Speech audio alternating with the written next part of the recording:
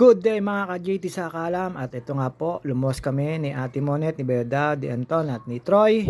Pagkatapos po namin puntahan yung aming pupuntahan kanina sa may Project 4 Quezon City. Ito po, sabi ko market, naisip ko na mas malapit yung Green Hills. Kaya ayan, kumain kami sa mesa with Ate Monet and Anton, Troy at si Beo Daud.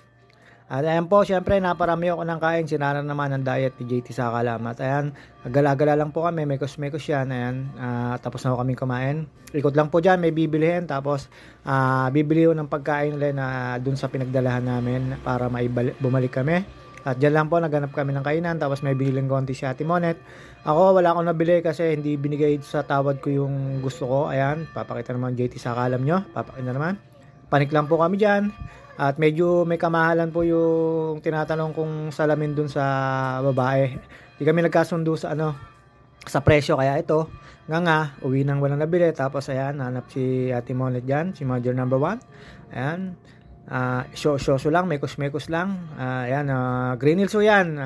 Ngayon nung hapon nakauwi rin kami, buti na lang wala akong traffic pag Sunday sa Manila. At pagkatapos po namin dyan mabili, siyempre niaag na po ako nila dyan na bumalik na raw po doon sa aming pinuntahan at may dadalhin kaming damit at pagkain. At ayan po, habang naglalakad-lakad po dyan ay dire-diretso na pong pauwian hanggang sa, syempre, papanik na po kami dyan sa escalator dyan, sa Green Hills na yan. At lagi naman po kami nandyan.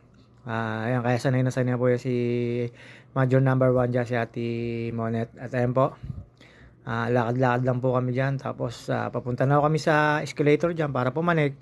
Tapos nagtanong si Anton dun sa cover nung cellphone ng papa niya. Ayun, medyo mahal, sa Shopee na lang daw. Kaya ayan, diretso lang po tayo dyan. Mekos-mekos na yan. Ayan, pumanik na po kami sa escalator. Pauwi na po kami yan. Nabili na po yung gusto ni Ate Monet na ibibigay dun sa pagdadalahan namin sa Quezon City. At after po nyan, ayan, lakad na po kami dyan sa may hallway na yan. Ayan ang mga bilihan ng cellphone dyan, yung mga unit dyan, marami mong pangalan ng cellphone. Diyan po binili yung cellphone ko sa Samsung.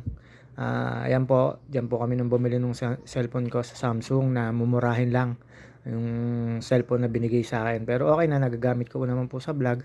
Ang ginusto ko lang po kasi may 0.5 na camera at medyo malinaw yung kuha. At ayun, silip-silip lang po tayo, wala pong ulan dyan. Sobrang init lang po dyan sa Green Hills. Sa Manila po, wala pong ulan.